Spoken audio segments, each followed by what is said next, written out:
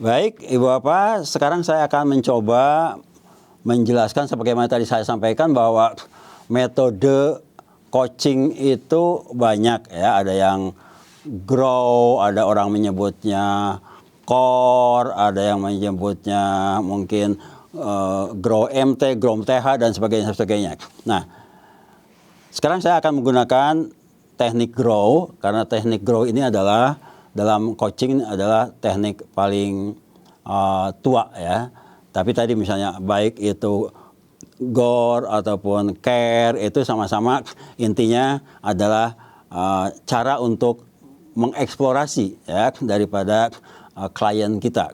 Nah, sekarang saya akan mencoba menjelaskan ya step by step coaching dengan menggunakan Erikson coaching arrow ya. Jadi tahapan langkah-langkah dari satu langkah ke langkah lainnya seperti apa sih? Baik. Nah, Ibu Bapak, jadi di dalam melakukan coaching itu tadi pertama kita ada yang disebut dengan sebutan RAPO ya, RAPO. RAPO itu adalah bagaimana kita membangun awal percakapan. Ya, jadi pengkondisian awal lah ya. Pengkondisian awal itu kita akan berbicara tentang misalnya apa kabar, karena mungkin kita baru ketemu ya. Jadi bukan orang yang sudah biasa lah. Nah, mungkin kalau di kantor sudah rapo ini tidak terlalu intens ya, tidak terlalu. Tapi bagi orang mungkin baru ketemu, ini rapo menjadi sangat penting. Bagaimana sopan santun kita, bagaimana mungkin tata krama kita terhadap orang tersebut ya, supaya membangun trust ya, membangun trust bahwa kita ini sebagai coach itu memang bisa dipercaya.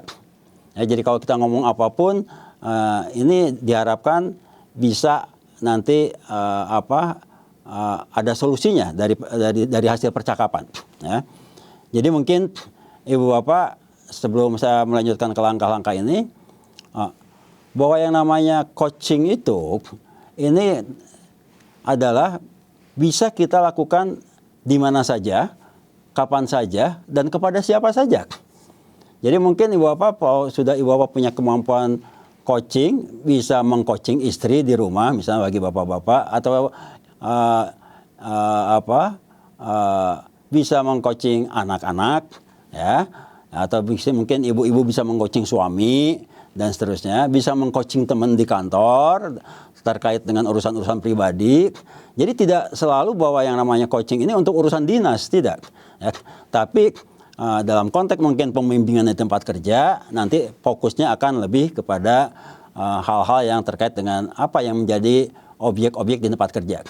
Tapi kembali bahwa kalau Ibu Bapak punya kemampuan coaching, maka tadi bisa dijadikan alat untuk tadi ya membangun, memberdayakan keluarga dari aspek kesehatan, dari aspek karir, dari aspek mungkin pencapaian tujuan dan sebagainya. Nah, kembali bahwa di dalam coaching arrow ini ada 5 langkah yang menjadi patokan ataupun stepnya. Pertama tadi adalah kondisian awal, apa yang disebut dengan rapo. Ya. Sesudah rapo ini, tadi di dalam rapo ini tadi ada pembicaraan awal, ya, ada mungkin kita ada softener, basa-basi, ada mungkin dalam pembicaraan kita mungkin mengulang apa yang diucapkan oleh klien kita untuk membuktikan bahwa kita perhatian terhadap apa yang diomongkan. Kemudian kita mungkin juga bertanya untuk penegasan, ya. Supaya misalnya supaya tidak salah apa yang dimaksud ini demikian misalnya kan ya, itu kemudian nanti kita ada recapping ataupun juga apresiasi. Oke, bagus sekali nih. Jadi rapo itu akan membangun hubungan intim awal. Oh, ternyata enak nih orang nih, si coach ini enak nih ngobrolnya. Kalau gitu saya mau terbuka aja deh misalnya kan. Jadi di sini juga penting ya, jadi rapo itu penting ya.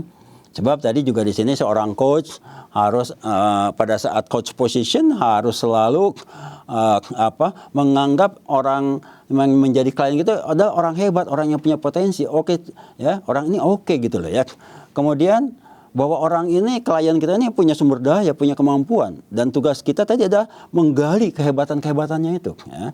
Atau tadi kita bagaimana sebetulnya si klien ini punya hal yang positif. Nah, tugas kita inilah tadi di dalam rapor ini mencari tahu apa sih sebetulnya apa yang diinginkan oleh mereka di dalam pembicaraan sesi coachingnya, ya. Nah, sesudah rapor tadi ketemu katakan persoalan apa sih yang sebetulnya secara besarnya ingin diselesaikan, kita masuk ke tahap kedua, yaitu set kontrak.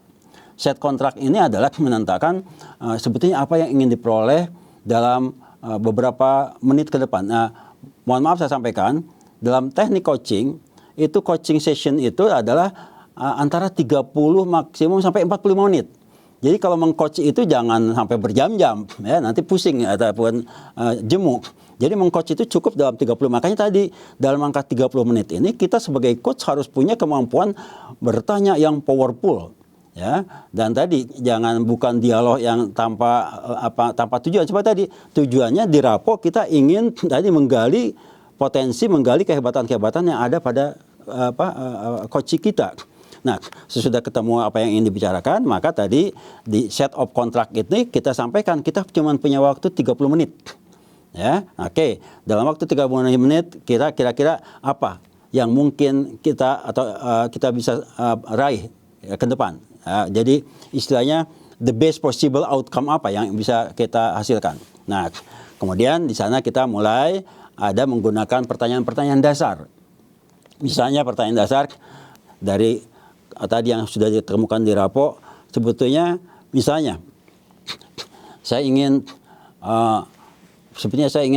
mengembangkan karir. Nah, nanti di set kontrak tuh ditanya lah kita misalnya pengembangan karir yang seperti apa sih yang Anda inginkan. Nah, supaya si klien ini, si coach ini tadi lebih spesifik. Karir apa?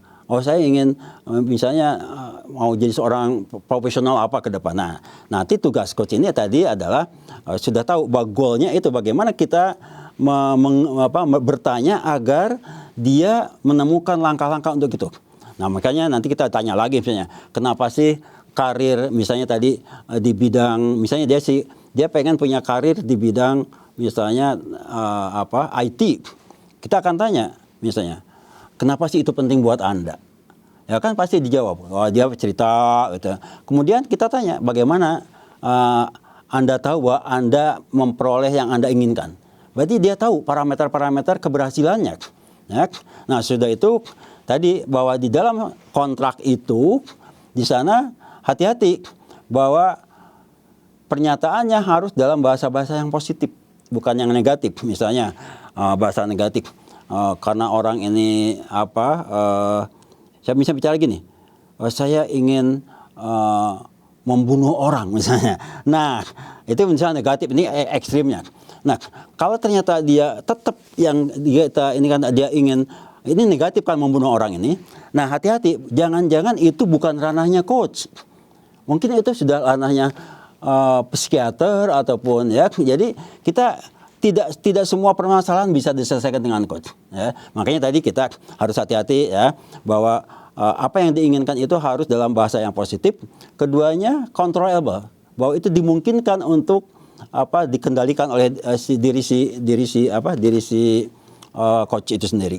Kemudian juga sesuai dengan SMART, ya, specific, measurable, time bound dan sebagainya seperti itu lah. Jadi, nah, kemudian sesudah set out contract tadi yang pertama rapor ya pengertian awal, keduanya set out contract, ketiga adalah kita bagaimana creating experience. Nah, di sini pertanyaan mendasar yang harus kita pakai adalah how might you get it? Bagaimana Anda tahu bahwa Anda sudah mendapatkan apa yang Anda inginkan? Ya. Atau how might you, bagaimana Anda mendapatkannya maksudnya ya. Jadi langkah-langkah di sini tadi, mungkin saya pertama akan lakukan A, B, sehingga di sana akan dengan tanpa sadar si coach itu akan menyampaikan langkah-langkah untuk pencapaiannya. Ya, sudah itu mungkin kita tanya, kalau Anda sudah punya langkah-langkah itu, bagaimana Anda akan komit dengan langkah-langkah itu? Atau bagaimana Anda akan mengembangkan itu sehingga tadi Anda bisa meraih apa yang Anda inginkan atau memperoleh yang Anda inginkan. Nah, di sinilah Bapak, kita akan banyak di situ tools dalam coaching yang bisa dipakai. Yang saya katakan tadi ada logical level alignment, ada SA Prim, ada scaling, ada urgent important. Itu semua tools, alat-alat yang bisa kita pakai untuk memunculkan pertanyaan-pertanyaan. Nah, sesudah tadi dia tahu langkah-langkahnya, mungkin akhirnya tadi masuk ke langkah keempat adalah action plan ataupun action step.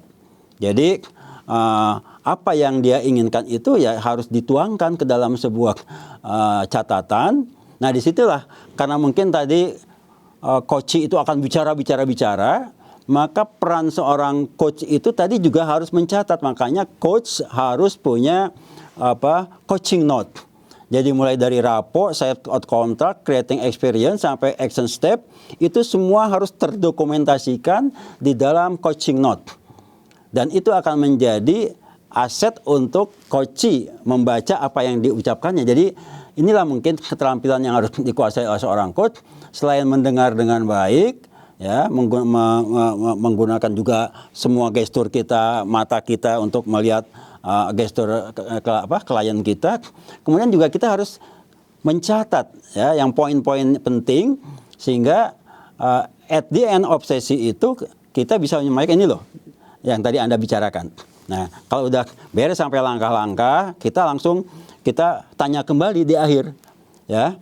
Apakah langkah-langkah yang sudah dibuat tadi oleh dia, yang diucapkan oleh dia, kemudian kita bantu catat, begitu, dilihatkan kembali, apakah langkah-langkah ini yakin bisa menuju ataupun bisa mencapai apa yang diinginkan? Kalau ternyata, oh iya.